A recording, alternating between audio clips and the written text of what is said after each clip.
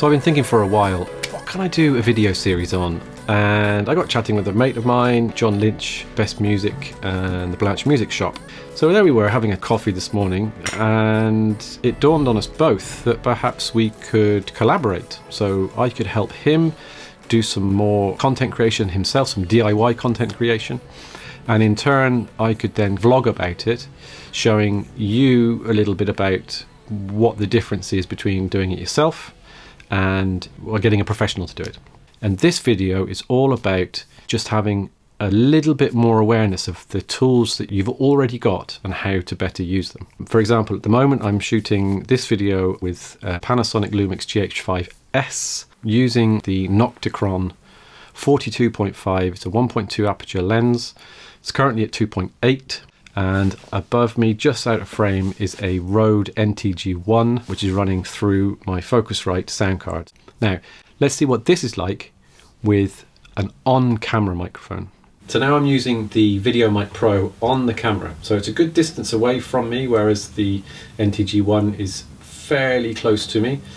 And what's going to happen now is we're going to get a lot more room noise. So there's a lot more noise bouncing around before it reaches the microphone. So you probably sound further away. The Rode VideoMic Pro is a condenser microphone, so it is powered. It has a little 9-volt battery that's in there, and that will give a certain clarity to the sound.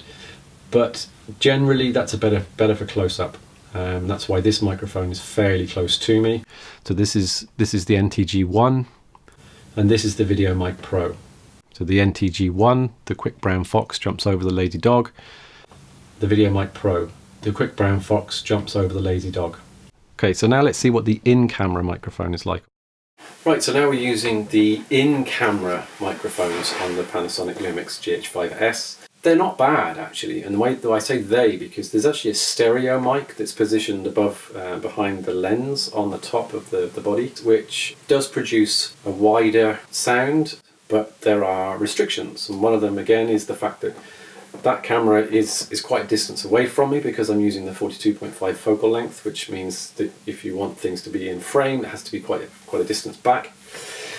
And it's similar to the on-camera mic, you're getting more room noise, it sounds like it's further away. So in comparison again, so this is we'll switch to the NTG1, so the mic above me now. Again, it's a clearer sound, it has better frequency response, so it can actually handle a wider frequency range, and it's much closer to me.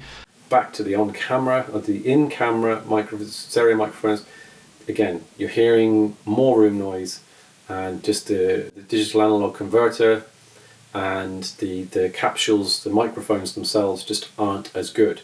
And it's not something about Panasonic, this is purely down to the form factor, the size within the camera body itself. Right. Now we're going to switch to a Canon 60D. So now I've switched to the Canon 60D, which is recording in HD, I think 24 frames per second, whereas the last one was 4K 30 frames per second. This is with the Rode NTG, and now we're going to switch to the in-camera mono microphone in the 60D, the Canon 60D.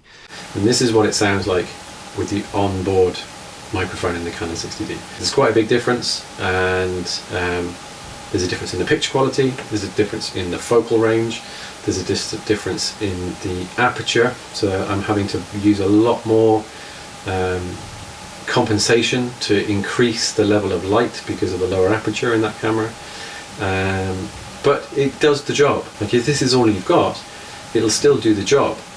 One thing I want to drive home here is the gear isn't as important as just doing it. And this is what John and I were talking about this morning. It's better to do it and do it badly than not to do it at all. Because by doing, you'll make mistakes, maybe, almost definitely. But in those mistakes, you'll learn the importance of subtle, incremental improvements to the overall content. Right, now we're going to switch to my phone. So I have slightly older phone now, but it's still pretty decent. It is the HTC U11 Plus. Fairly fast quad-core processor, decent enough camera. Doesn't have lots of gimmicks and tricks, but it does do the job pretty well.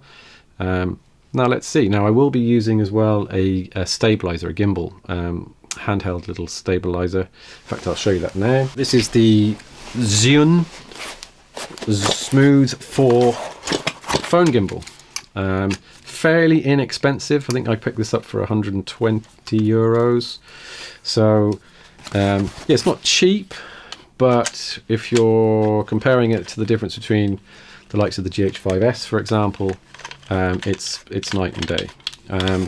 So if you're serious about getting into doing some content yourself, this is a great little thing to pick up.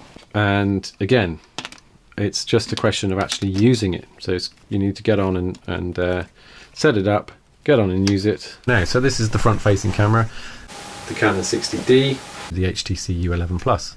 So you can hear the difference between this, the NTG1 now, which we're now on.